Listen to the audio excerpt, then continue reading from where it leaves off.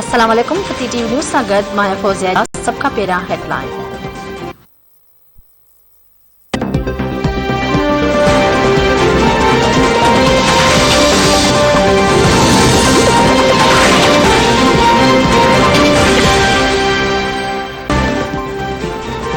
अवामी हक़नि ते धारा बर्दाश्त न कबा। पीपल्स पार्टी जंग जो ऐलान करे छॾियो आहे। पीपल्स पार्टी जे चेयरमैन बिलावल भुट्टो ज़रदारी नसीराबाद बलोचिस्तान जे इलाइक़े तंबो में जलसे खे ख़िताब कंदे चयो आहे त सिलेक्टेड न्याज़ी अवामी हक़नि ते धारा हणी रहियो आहे।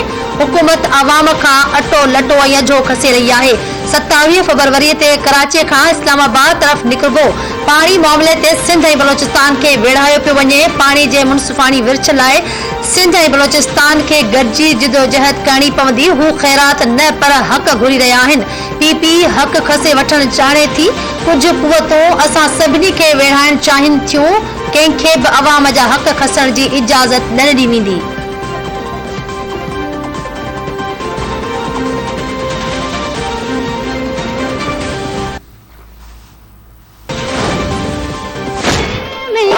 सिंध जी कोयल जो दौर पुॼाणी त पहुतो। 20 सदीअ जे 2 अरब इंसाननि में अलॻि सुञाणप रखंदड़ लता मंगेशकर लाॾाणो करे वई। 92 वरनि जी ॼमार में मुंबई जी अस्पताल में इलाज हेठि रही। लता पहिरीं कोरोना बाद में नमूनिया में वठिजी वई।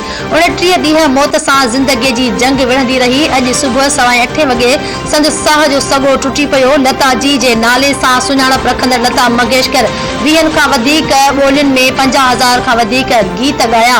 लता जी जे लाॾाणे ते भारत में 2 ॾींहनि जे क़ौमी सोग जो ऐलान।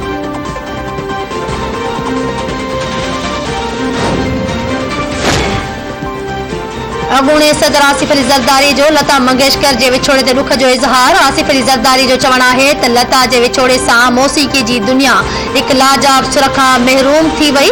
लता मंगेशकर जा ॻायल गीत अरसे ताईं उन जी यादि ॾियारींदा रहंदा।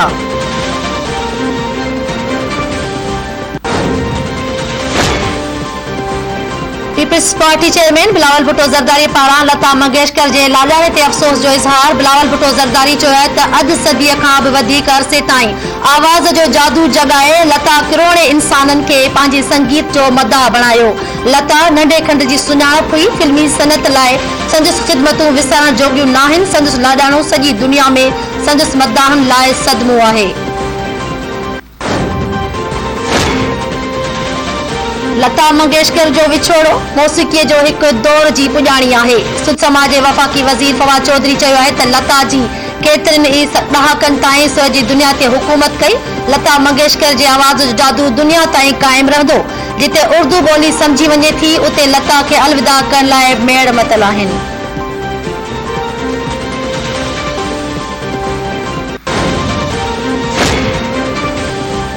अपोज़िशन पंहिंजी मौत पाण मरण वञी रहिया आहिनि। लॻे थो त इहे पंहिंजे लाइ वॾो मसइलो पैदा करे रहिया आहिनि। इस्लामाबाद अचणु चाहिनि था त भले अचनि, असांखे को ख़ौफ़ कोन्हे।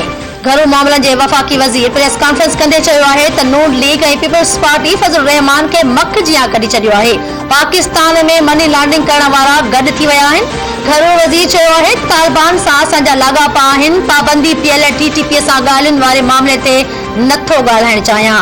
कालदम टीटीपी सां ॻाल्हियुनि बाबति ख़बर नाहे। जेको मुल्क ख़िलाफ़ असलो खणंदो उनखे माफ़ नथो करे सघिजे। सिक्योरिटी फोर्सिस 70 कलाकनि में 20 दहशतगर्दनि खे ख़तमु कयो।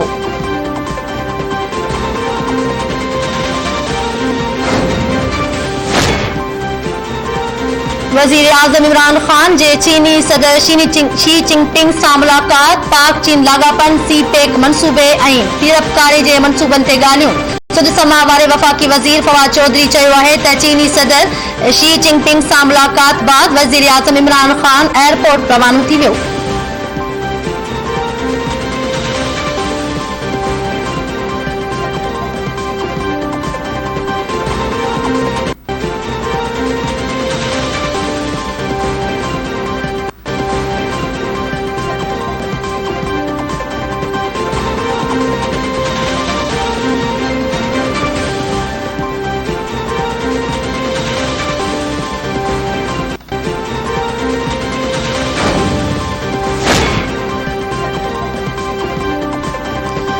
खैबर पख्तूनख्वा जे इलाक़े टांक में फोर्सेस जो ऑपरेशन आपघाती हमलावर मारिजी वियो। ISPR जो चवणु आहे त टांक जे इलाक़े दयाल रोड में ॻुझी इतला ते ऑपरेशन कयो वियो। ऑपरेशन दौरान हिकु आपघाती बमबार मारिजी वियो।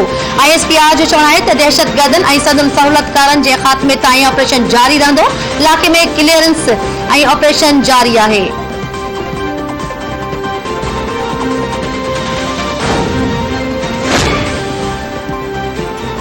नवाज़ लीग पंहिंजे दौर में सूबनि जो हिस्सो वधायो। सिंध में अॼु बि पाणीअ जो मसइलो आहे।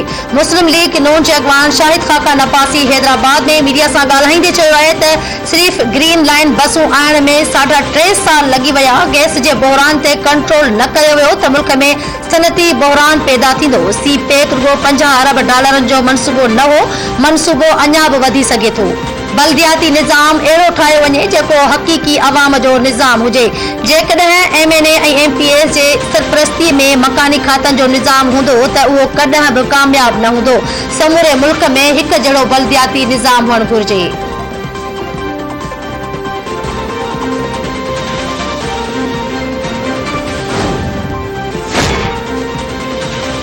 मुल्क में 24 कलाकनि दौरान कोरोना विघे वधीक 30 ॼणा फौत। NCOC जो चवणु आहे त मुल्क में 24 कलाकनि दौरान 56,051 टेस्टूं कयूं वयूं, जिन मां 4,874 हाकारी केस रिपोर्ट थिया। कोरोना जी शरह 8.9 रिकॉर्ड कई वई। वधीक 1,681 मरीज़नि जी हालत ॻणतीअ जोगी आहे।